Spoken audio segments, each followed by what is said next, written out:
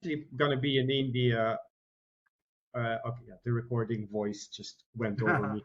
I'm actually going to be in India again later this year during the India Game Developers Conference, so I'll probably see some of you there. Um, Anyways, yeah, we'll just jump right in, and if you have any questions after, you can just ask them away because everybody's going to have different experiences. Yeah, so I'm Vlad from Neon Doctrine. So tonight, it's night for me. We're going to be talking about, what do you need to do when you're pitching to publishers or when you're approaching to publishers, like what stuff to prepare, things to watch out for, and just like overall overview of how this whole thing works. There we go. Yeah. So yeah, this is a little bit about the company. So we, bring diverse experience to a world of vibrant community, and we try to work more closer with the developers to make sure the games are a success while we, push it towards the community and the player base.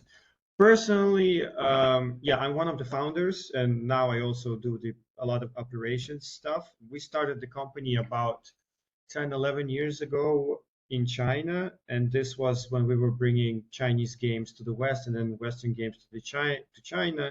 It did pretty well, and then we kind of expanded, and now we do worldwide publishing with, I think, like, yeah, 50 something games we launched across different platforms, including mobile, although predominantly our our business models is PC and consoles. Um, so here's an example of some of the games we worked with, like My Lovely Wife, UP Psycho, Tianding, Lost Castle 1 and 2, Simulacra series. So these are the ones that we did on the publishing side. So we were just the publisher and helped a little bit with the development as well. And we also sometimes do some co-development services. So we did work with Bungie, Resident Evil 2, 3, 4 remake as well. So we did some outsourcing with Capcom and FromSoft as well. Like it's not here, but on some Dark Souls stuff and Elden Ring as well. Anyways, so that's a little bit of us. Sales pitch done. So let's talk about what you guys need to do when you're preparing your first email, first deck, or message when you're trying to reach out to the publisher with your game, and what needs to be in those slides. So first things first, you need to sit down with your team and kind of figure out what are you guys looking for, like what type of help you need. Do you guys need funding? If you need funding, money for development, like how much do you need it? What do you need it for? Is it just a development cost, or do you also need to, hire external support, or do you need help paying for offices or some tech licenses, or you need to get like PCs? So you need to write that down. Then you need to decide, like, do you need help with porting? For, let's say, for argument's sake, you're working on a PC game for Steam. Do you want to port it on Switch or PlayStation or Xbox? And can you do it yourselves, or do you need someone's help in terms of, is it easy to get dev kits in India or not? And can you get them yourselves, or do you need your publisher's help to source the dev kits to you so you can do the ports, or do you want the publisher help you find someone to do the ports, or sometimes the publisher can also provide porting services. Localization. So you need to figure out what other languages you want to have in your game. Of course, that depends on the type of game and the word count. So if your game only has, let's say, a few hundred words or a few thousand, it's pretty easy and not as expensive to do localization for like 7, 8, 10 languages. But let's say if it's a visual novel that has like 150,000 words, then that becomes really expensive. Then it can be, between like 5,000 to 7,000 US per language if we're talking, 100,000 plus words. But that normally is something you kind of like sit down with the publisher and figure out what you want to do. But internally, you still need to kind of decide and figure out at least approximately how many languages you want and what are those languages that you're planning to do. And then, do you need any development services, right? Do you need any help with programming, or, I don't know, animation, art, concept art, rigging, etc.? Do you require any of tech support? Most of the publishers don't provide that, but they will. Kick it off. You're right. But they will be able to maybe find somebody or help you find a freelancer. But that needs to be included in your budget as well. Another thing is QA, right? Do you need help with QA or LQA? Most of the time, I would say yes, you do. So you need to add that because that also becomes part of the budget and the funding. Do you need help with showcases, whether it's like online showcases or offline showcases?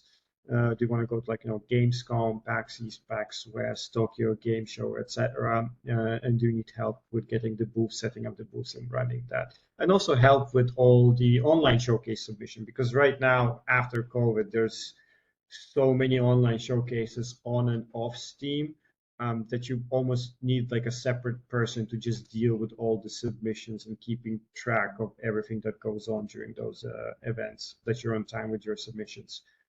Another thing, do you also need help with setting up a Discord server, like getting your community up and running? Do you need help with like social media, running all of the different platforms and accounts? And do you need help with PR and media? Most of the time, publisher does help out with that. Well, mostly with the PR for like community and social media. Ideally, developers should be handling it with some publisher guidance and help, of course. But that's something you guys need to kind of like sit down and figure out. Funding, porting, localization, development, QA, showcasing, community, social media, and PR. Once you have that down, you can kind of start scoping out your timeline, production, and costs. Anyways, we'll dive deep into each and one of these topics as we move through the presentation. First things first, I would say, and a lot of developers struggle with this, you need to find like this elevator pitch about your game, right? So usually it's like a 1 or 2 sentences that describe the core of your game and what makes it unique. The idea behind this is like, let's say you're at a conference, right? And you're in an elevator with one of the like reps from Sony or Nintendo or whatever, and you only have like 10, 15 seconds to pitch them your game to make them interested. So they will have like a follow-up meeting or they will give you their business card. So the idea is to have like this catchy one-liner that represents your game very well. So when press or influencers or anybody from the industry reads that, sees that, they're like, oh, okay, that's really interesting. Like I want to know more about it. So for example, here's some examples of 2 games that I found from us that had like really good elevator pitches. One is My Lovely Wife, which is like save your wife, lose your soul, a mix of dating management and alchemy simulators.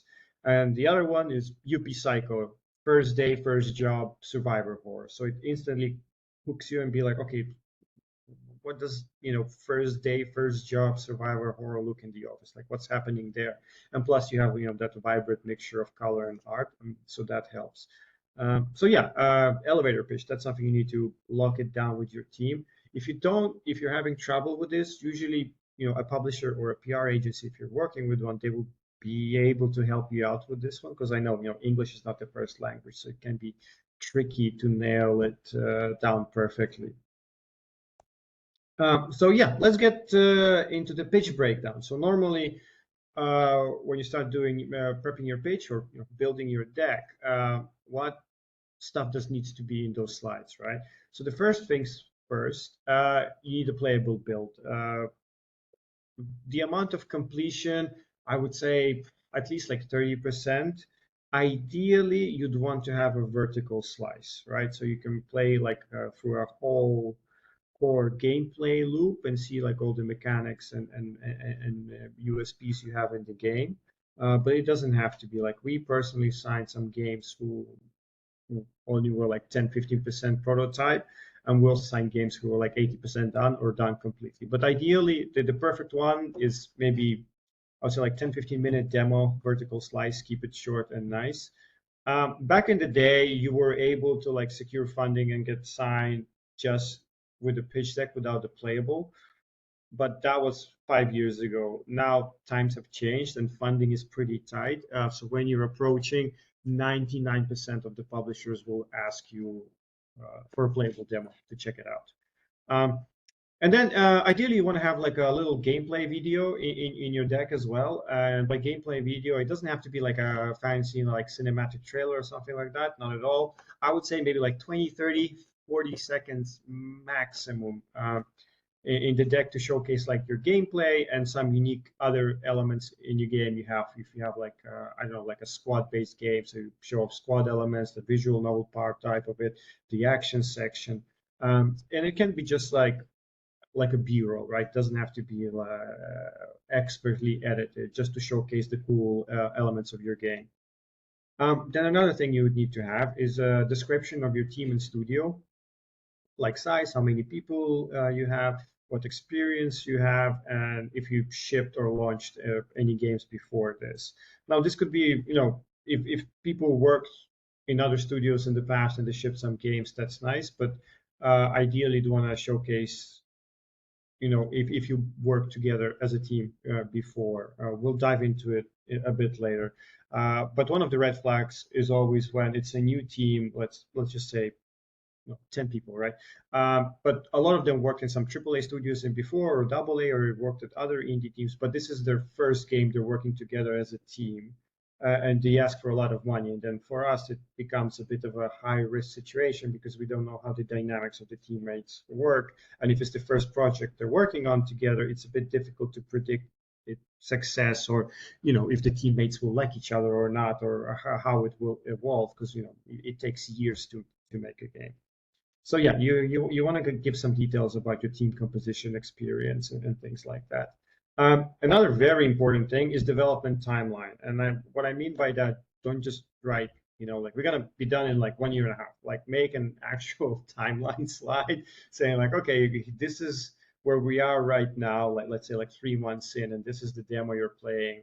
And then like in 4 months, we're going to be like 80% complete, and like the golden version is going to be in a year, and then it's like 2-3 months more we're going to be spending on like QA and testing, or like beta test, and then there's the launch in like a year and a half, and then after that we're gonna 3 more months to make a DLC, etc. So like scope that out. It doesn't have to be like super detailed, it could be just like a line right down by like quarters or months, so we get an idea of how long you still need to finish the game, how much your time you already spent up till now on the build that we're testing out.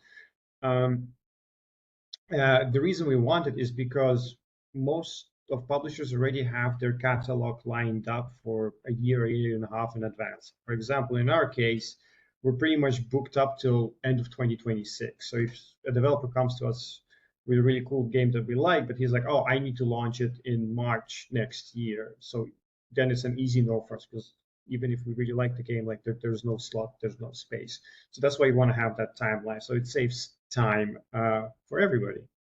Um, Game description, obviously, have that elevator pitch, right? Describe what the game is about, what are the hooks, what are the unique selling points, like the pillars that make your game stand out, and just a brief description. Don't make like 10 slides about game lore or your inspiration behind it. You can do that later on like follow-up meetings and describe it, but in the initial pitch, like the cold pitches you send to publishers, you really want to keep it tight and short, just because I'm not exaggerating, we're getting like hundreds of pitches every month, right? So we don't have time to look for 50 slides if somebody sends it. So you want to keep it concise and tight.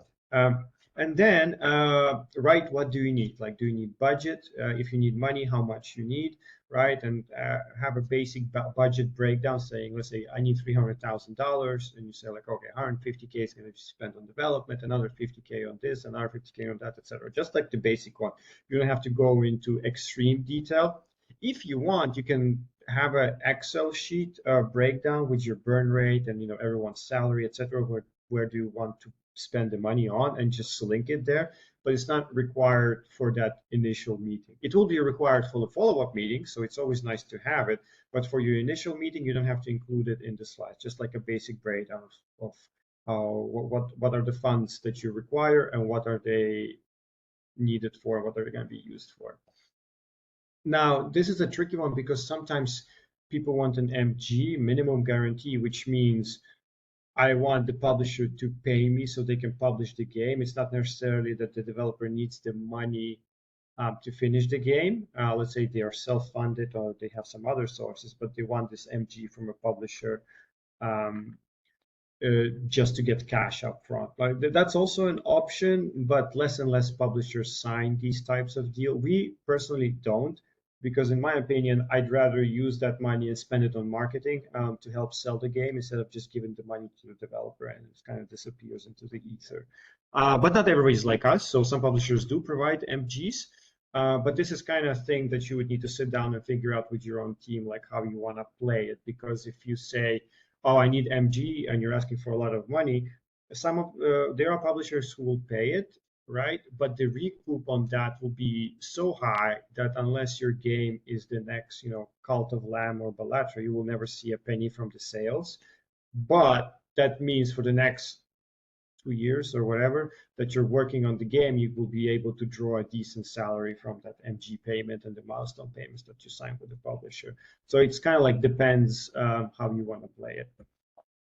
But anyways, yeah, write down your budget breakdown and see how much you need. And yeah, like it says, the more details, the better. And then, of course, on top of that, write other things you need help with. Like I said, like, QA, localization, porting, community, social media management, PR, help doing like all these international offline showcases, help with online showcases. Maybe you need help with setting up a proper like production timeline and things like that. So anything you need, just write it down. And then you can always discuss it in detail with the publisher that you're talking to. And then you can, of course, you can also add the reason that people should invest in the game or like sign the game, like some use cases or some similar games that did really good, that did okay, and some that barely broke even. Because if you just put like the top 0.1%, it just shows everybody that you didn't do enough research. So if you want to add examples of similar titles, make sure you kind of like have it by tier, like the super successful one, the medium ones, and the ones that barely broke even. So you have a better understanding of the situation you're in. And one thing you shouldn't be doing, and this happens several times a year, don't just like copy paste your email text and just CC everybody and blast it out to like 80 or 100 publishers. Literally happened 2 days ago. There was one developer, instead of BCCing, he just CC'd everybody. So all of us, like 80, 85 publishers, got the same email in the same email thread. So it's a little bit of embarrassing, and it just kind of gives you a bad taste, leaves a bad taste. You don't have to like customize every email, but at least don't like CC everybody. Ideally, you do want to do some research before reaching out to a publisher to make sure your game fits into their catalog. Because, for example, if you're making like a cozy dating simulator or like a 2D pixel art cute game, and you send it to us, it's just going to be an instant no, because we like horror, psychological, bloody, gory types of games. So if it's something cutesy or wholesome, it just doesn't fit our portfolio, doesn't work with our community. So do your research before you reach out to publishers. We'll talk about it in a bit as well. Here's a good example of a decent pitch via the email, right? Like, hey, my team and I are looking for a publisher for our game. We saw you at PAX East, etc., etc. We're based in America. La la la la. Description of the game, and then it's like, here's the link to like 3 shots and gear art. Here's like a 1.5-minute video, and here's the playable demo. And our team's experience in XYZ, et cetera, et cetera, et cetera. Please check it out. Now, this is not bad. Pretty much has everything what you need to. Although most of the time everybody just sends a deck and a playable demo. Ideally, if you have a playable demo, don't send like a downloadable version. My suggestion is always just upload it to Steam and share the keys. It just makes it so much easier to distribute it. Easier for us as well. Just input the key and the game's in Steam, we can play it right away. And easier for you as a developer, because if you want to update the build that you're pitching with some fixes and stuff, you just do it on Steam, and then it automatically updates for everybody you're talking to, so you don't have to like resend and make them like re-download whole builds from G Drive. So if you can, just upload it to Steam and use Steam keys as a distribution method. Now the question I do get a lot is like, okay, where do I find the publishers, right? Uh, honestly, pretty much everywhere. You know, on Twitter, X, right, Blue Sky, Discord, via email, in person at events, or online events, or like Meet to Match, right? If you can't, for example, a lot of smaller teams they can't afford to go to like GDC or Gamescom, so they just sign up for Meet to Match and they do the pitches for the system there. And that works. Like for us, I've signed games from people who just DM'd me on Twitter. I signed games from DMs on Discord. I signed games from people just posting in our community Discord server. I signed games when somebody just cold emailed me and we thought it was really cool and we continued the conversation. I signed games when I met people randomly on the show floor at PAX, and I've signed games from online events and like Meet Two matches. So like all of these avenues work. Just be polite, make sure you're well prepped, and you can use any way to reach them as you can. All right, now comes the fun part. Like I said before, don't just like CC everybody. Make sure you do your research and due diligence. So what I mean by due diligence is there are a lot of sketchy publishers there, so you have to be careful and make sure you don't get taken advantage of.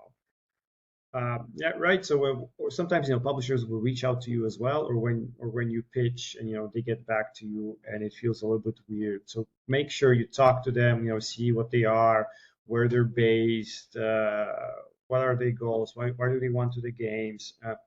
Check out their catalog on Steam or PlayStation or Xbox. See how those games did. See the reviews. Talk to the developers that work with that publisher, and don't only talk to the developers who sold very well with the publisher. Talk to some developers who you check the games and they're like, oh no, they only have like 100 reviews. After 1 year, talk to those guys as well. So they will be able to tell you. They will be able to give you a better overview of how it is to work with a said publisher. So you'll get a better idea, and you can be more secure. One of the red flags is when you go and you reach out to one of the devs and they say like, oh, I can't talk about anything because I'm under an NDA with my publisher. That's a red flag. So you'd be like, okay, why is it under NDA? Because usually very rarely you have it that they'll be like, if you publish with us, you sign an NDA, you can't talk to anybody. It's a bit silly. And make sure you're when you're already like in the discussion stages of signing a contract, like who's going to be point of contact, who's going to be like your main person, who's going to be handling your game, who are the people to assign to help you out with marketing, store page, showcase submissions, etc. If and trust your gut. If it feels a bit weird, it doesn't feel quite right, most of the time that's because it's not. So yeah, don't believe the hype. Unfortunately, the video game industry is extremely brutal. So like I said, do your research. Check their latest releases, see how they did. Check their social media. Be careful with the Steam sales numbers when they present to you, right? Like, oh, we sold this amount of money, because some of those sales could be from super steep discounts, right? They put the game at like 90% discount, and then their sales numbers are gonna look great, but the actual revenue not so much. And also make sure that the sales don't come from bundles, right? Sometimes if you sign with Humble Bundle, they will request like 300,000 keys, right? So that's not 300,000 sales, that's 300,000 keys they give away to Humble for a minimum guarantee payment. And if they promise to sell like 100,000 copies month one, that's probably a lie. Like you can kind of estimate sales, but if somebody says like, oh, it's a guarantee, we promise you, it's most of the time it's kind of bullshit, if I'm honest. Nobody really do this. Like the serious people don't really, they don't promise that. Scammy types, shady ones, yeah, they do. Yeah, listen to what publishers say, but make sure you check double and triple check. And if they predict like super high sales, you need to know the reason why. Like, okay, you're saying you're gonna sell this many. Like, I know it's not an industry standard, so like, how are you gonna achieve it? What are you gonna do? What's your plan? So yeah, be realistic but cautiously optimistic. So make sure you always check and reach out to the gaming community, right? So if you need advice, most of us talk to each other, especially like the publishers and developers who's been around for a while. So make sure you talk to us. So for example, if you later in the future you get a contract from some publisher and you're like, oh, this feels a bit weird, oh, the terms are a bit weird, you can just message me and ask like, does this seem right, or am I getting screwed? Yeah, make friends, talk to each other in the industry, share knowledge. Make sure you do the networking at online, offline events, meet people, talk, share the experience. That stuff is super important to try and keep our industry practices more transparent, because a lot of this stuff is behind closed doors. The art of not getting screwed. So yeah, one thing I always tell our developers and the developers that we work with or talk to, like check and triple check, and then always ask a lawyer. So many crazy cases I keep hearing where the developer gets screwed by a publisher could have been avoided if they just given the contract to the lawyer to like double check it. So yeah, there's not going to be a perfect deal, just doesn't exist. There's going to be compromise on both sides, ideally. So look into minimum guarantees and recoup percentages. Minimum guarantee is, like I said, when they give you cash up front, not necessarily for development, but just to guarantee like X amount of sales. But the recoup would be brutal on that. So for example, our normal recoup right now is 50-50 split. Most of the publisher now is 50-50. The time of 70% to the developer and 30% to the publisher, unfortunately, gone. So the industry standard is kind of 50-50.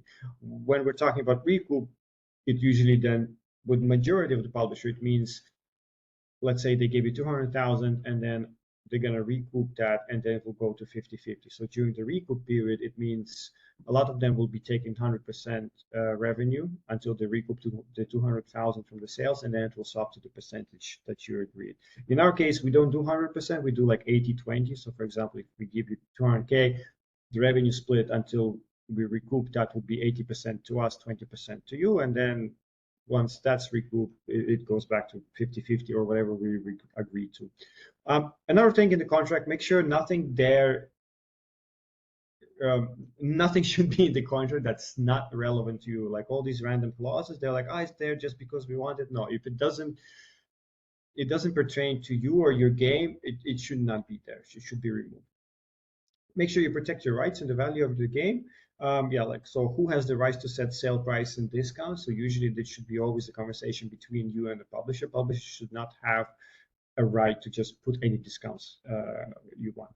Who organizes bundles? Also, this should be always a conversation between you and the publisher. Who owns the IP? Honestly, most of the time, publishers should not be owning an IP. We never take IP ownership, so 99% of the times you should be always the owner of the IP.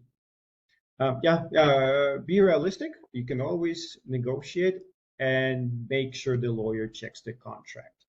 Which brings me to this point. If you want to see a sample publishing contract, we have one publicly available on our website, neondoctrine.com. Raw Fury has one contract available on their site, which is a little bit different. And Whitethorn Games also has another publishing contract available on their website. So that will give you like a basic idea of different publishing contracts, and you can kind of see different revenue split and responsibilities. More or less, they're kind of pretty much the same. It's just like some recoup or percentage differences, right? I think we're almost hitting that 30 minutes mark. So yeah, the tips from me is, first of all, finish your game.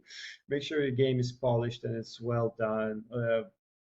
So you don't get bombarded with negative reviews when it launches. Join events, online, offline. It helps a lot, networking, talking to people, sharing experience, and connecting with others in the industry will help you along in your years to come.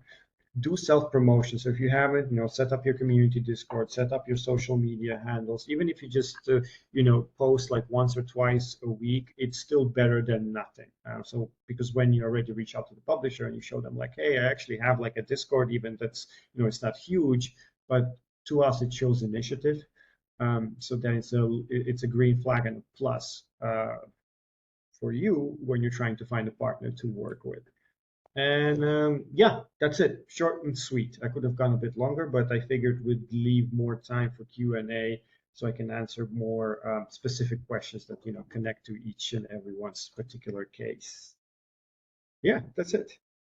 Thank you so much. And I think it was a wonderful walkthrough for all of us. Thanks so much. And I request the participants to please drop your questions in the chat so that our speaker can take one by one. So please use the chat to type in your questions. I hope the chat is visible for everyone.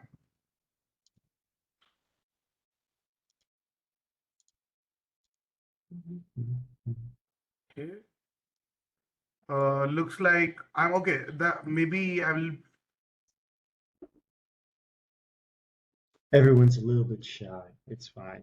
Hello. If you can't think of anything else, right? I hope. Am I audible to all of you participants? Willard, am I audible to you? Yeah. I can hear you well. Yes. Great. So please drop in your questions. Thank you for the confirmations. Thank you. And I kindly request everyone to please drop in your questions in the chat so that we can go one by one. Okay, here we go. The very first question. So the first time developer has any chance to get funded? That is the very first question we are getting. Yeah, absolutely. Like we've signed. Sorry, we cannot hear you. Some tech issue. We can't hear you.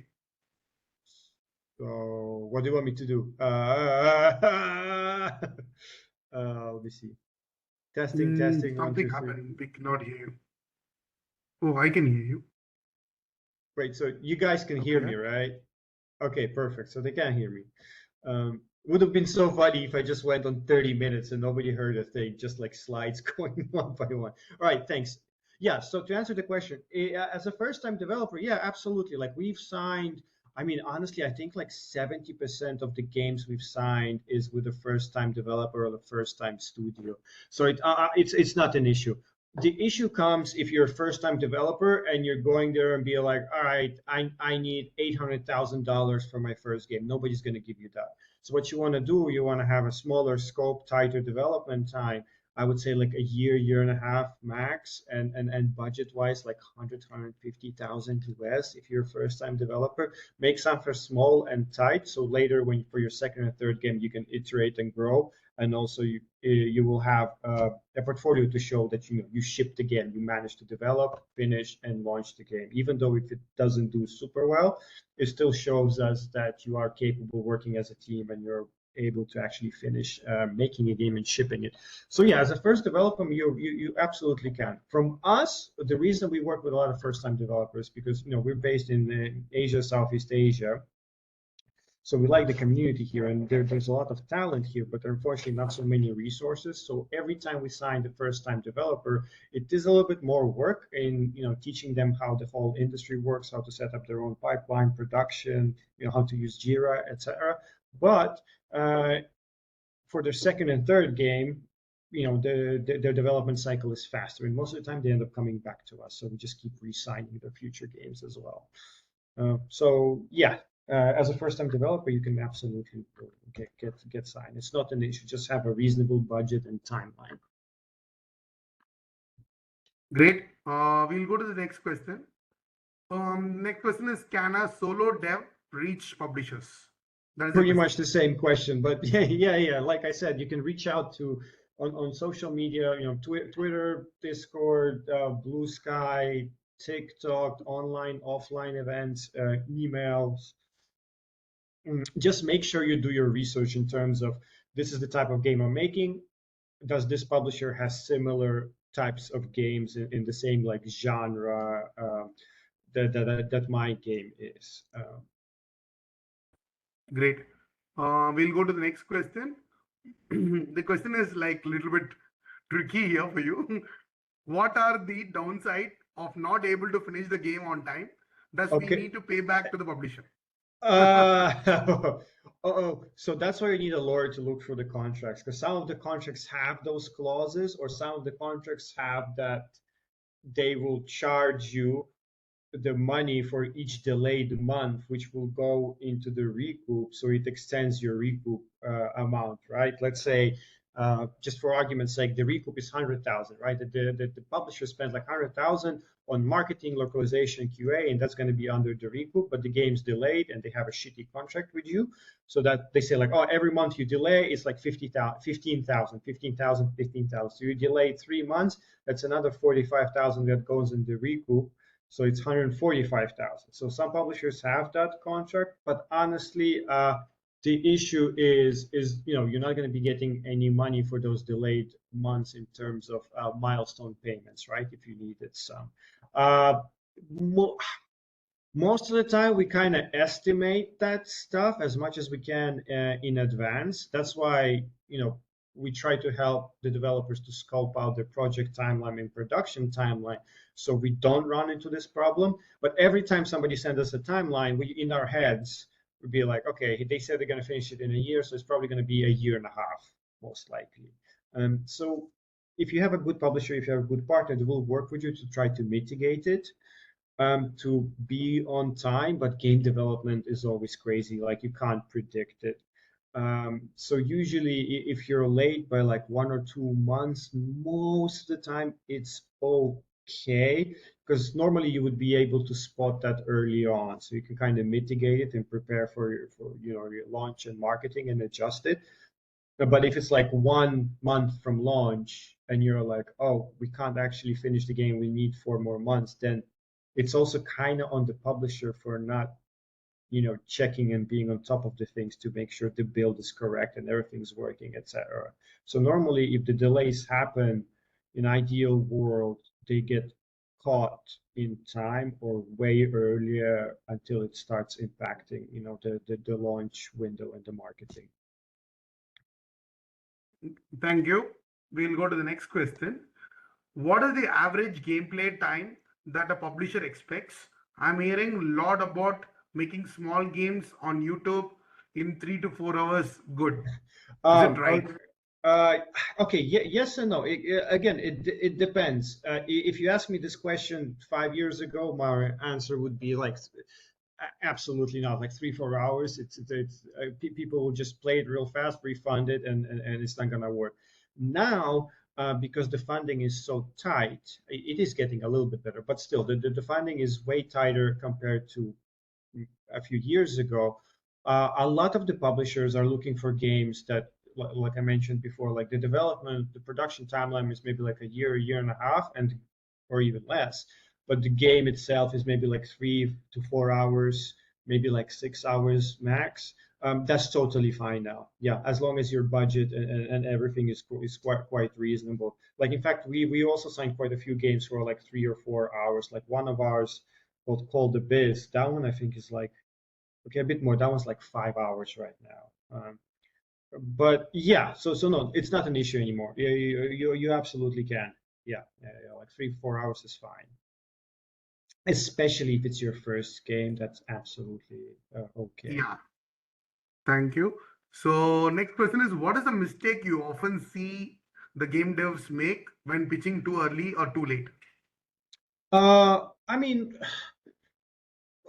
one of the most common mistakes I see from the pitches or like pitching competition is just they don't add the relevant info, right? They go into the detail of their life story or their game lore, and it's like 30 slides, and you're like, man, I just don't have time for this. You can show this and talk about this later on, but for your first contact, for your first pitch with the publisher, it should be just strictly to the point.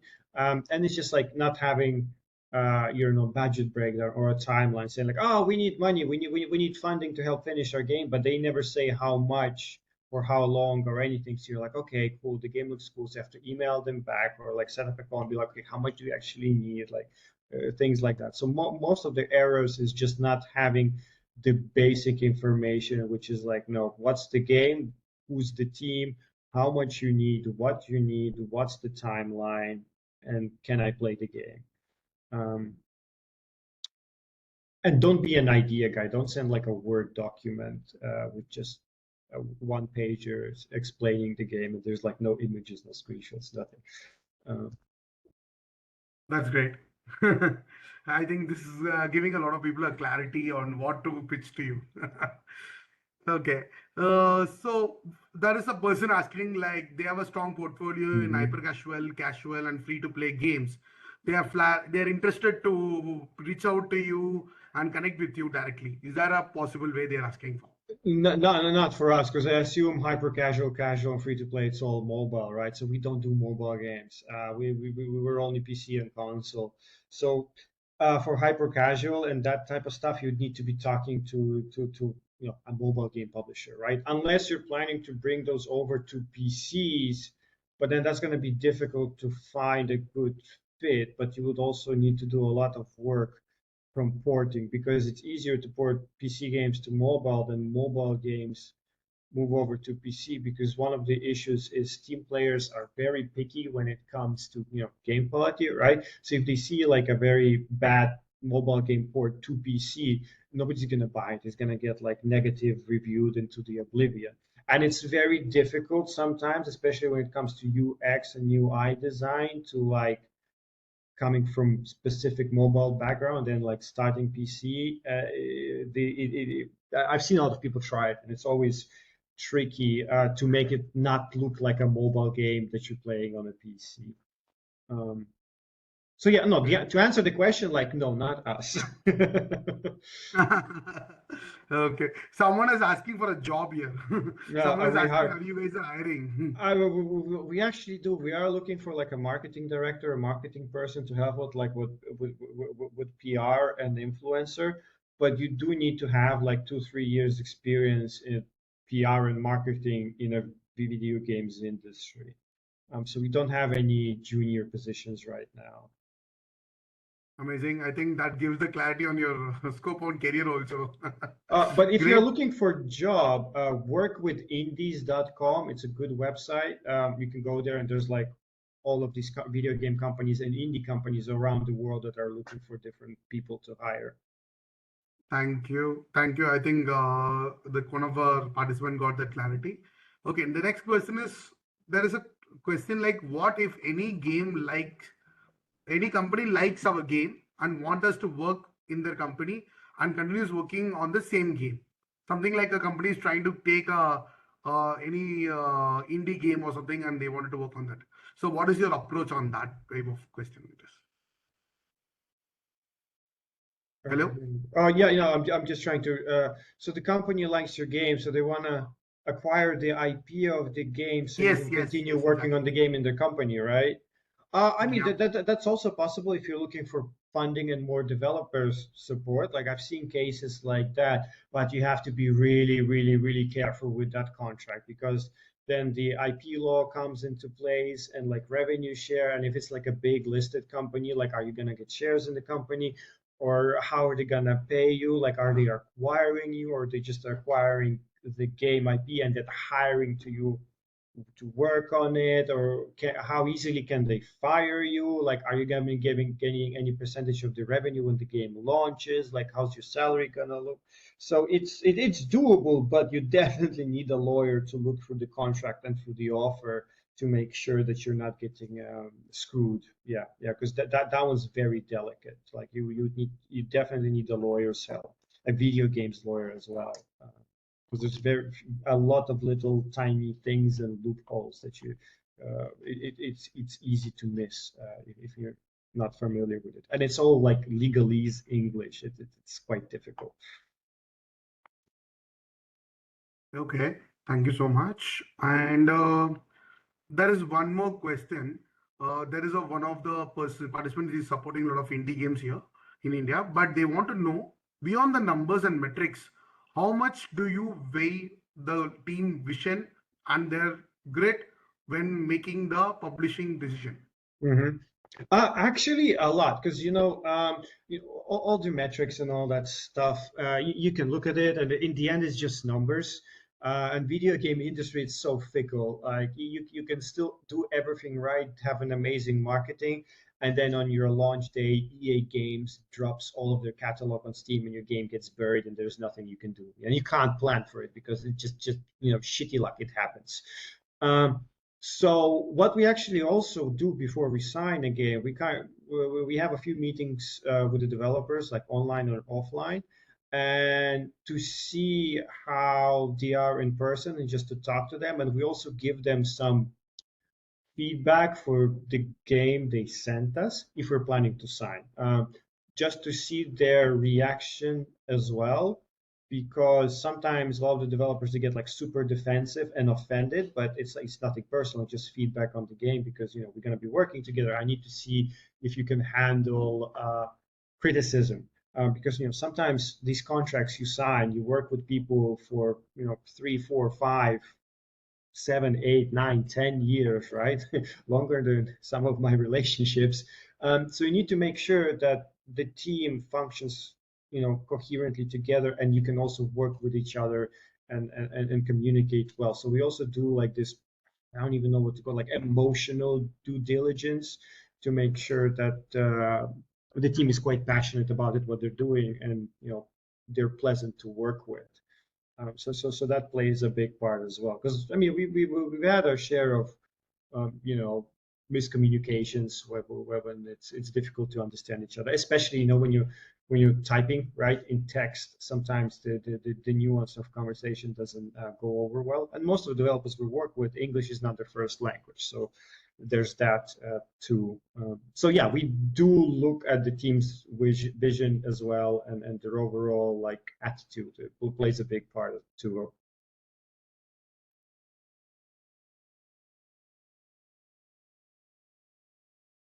Okay. Guys, if you have any other questions, feel free to drop. We have last 3 more minutes. Work with can I write the thing here? Oh, Yeah, no, you can fine. use it in the chat. You can use the chat. Yeah, let me see if I can work with. That's the website. I have already shared your website, by the way. Oh, this work with Indies. Okay, got it. Got it. Yeah, Got it. just Google it, and it's the first thing that pops up. Got it. So we have a next question. Can we go ahead with that? Can we go ahead with that, Willard? Yeah, Can we? yeah, of course. So they are building some game right now, and they're stuck knowing that what it includes in demo and what it need to be cut corners to impress the publishers. They want to know that. Yeah, so if you're building the demo to show to like publishers and investors, etc., just the ideal thing is the vertical slice version, right? So it showcases the mechanics, the gameplay loop, and all like the basic skills and abilities you have in the game. So it's a little bit difficult to say without not knowing what type of game you're making. But yeah, it's something that you can play through. Let's say like the first level showcases several like mechanics and unique things about the games, whether it's like skill or attacks or magic. And it's a closed loop. So if there's, let's say it's a roguelike, you can get there's elements where you can see like, okay, this is how the roguelike element part works. So here's like how the skill upgrades works. Here are the permanent upgrade. Here are just the upgrades for the current run. Here's like 1 or 2 weapons that I can use during this run. So yeah, just like a closed first level loop that showcases most of the mechanics that you plan to have. Okay, great. So the next question is all about publishers is expecting what type of games that perform, what type of game genres, to be very precise, that perform well. That's the question. Cozy or feel good puzzle games. Actually, yeah, there are a few publishers that are specifically just focused on these wholesome, cozy games. Like there's a whole showcase on Steam that's doing really well called the Wholesome Direct. That focuses on these types of games. You can just Google it; it will pop up with the Steam event page, and from there you can see publishers that are dealing specifically in these types of games. For example, Whitethorn Digital, the guys who also have the contract public, they also focus a lot on the cozy games.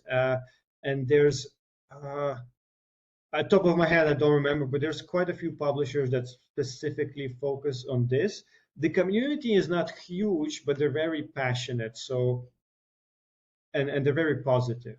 So you will be able to get a lot of support, especially if you're part of the showcase and you have the right publisher. They will be able to, hyper focus on the community that fits well and help you. So yeah, it works pretty good, and they have their own like subset of streamers and VTubers, etc., that deal with this type of stuff.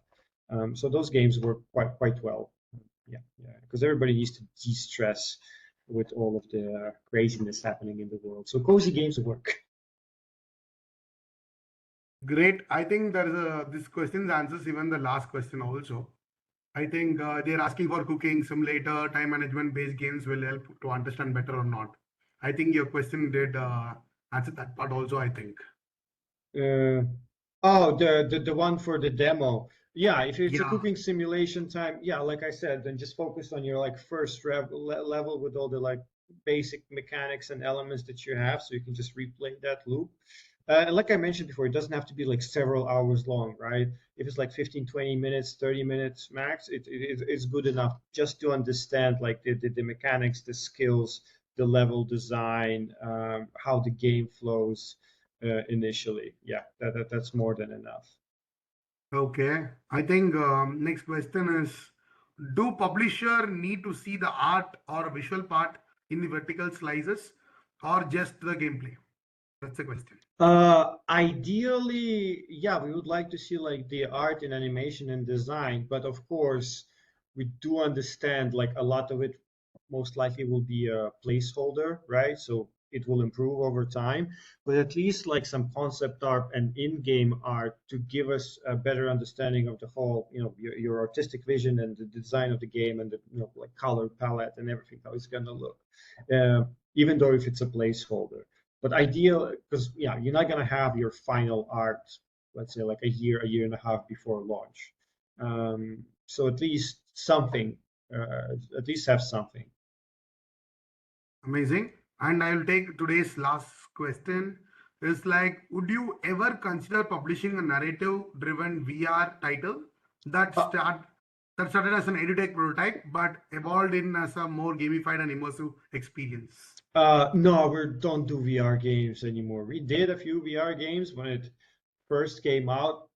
Oh my God, that was 10 years ago. Yeah, but no, not anymore. It just it's a bit difficult with VR games because not that many people. I mean, more people own headsets now than it was back then. It's a bit more affordable with like the Meta Quest and stuff. Um, but yeah, we just not for us. Okay. And really, first of all, I thank on behalf of every Indian game developer and the companies and all the Indian folks, thanks for your valuable time, Willard, today for being with us. And I hope you patiently answered all the questions. That's really No problem. appreciable. Thank you so much for giving us this slot, and we are really happy to welcome you back again in India to meet more games, to check out future a lot of interesting games coming up on the way to your platform moving to from India. Thank you so much.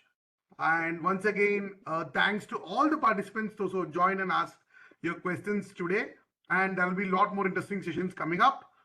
Stay tuned, and this session link will be uploaded in the YouTube, and the link will be there in IMSK YouTube channel. Thank you so much. Have a great day, everyone. Take care. Bye bye. Thank you. Bye bye. Take care. Bye bye. Yeah.